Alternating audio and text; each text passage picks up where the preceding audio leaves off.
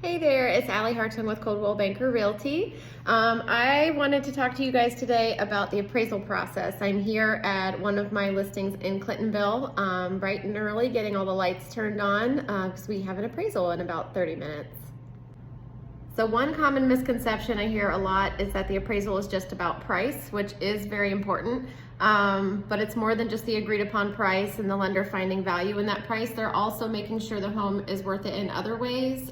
For example, making sure that the condition is appropriate, i.e. depending on the loan, whether there's peeling paint or is the furnace in good condition, how many years are left on the roof, for example.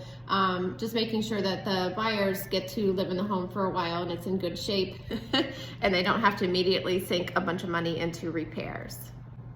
What happens if the home doesn't appraise? It depends on the contract and what state you're in.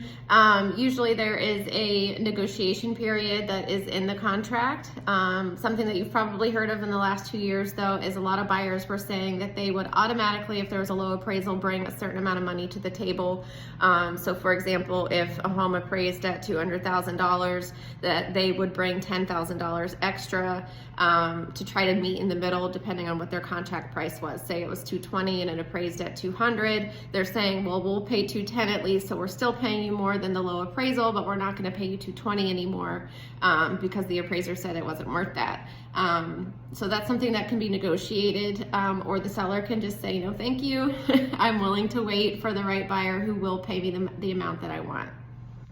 If the buyer still wants it, no matter what, that number comes into play, and that the bank will only lend on the value being at $200,000.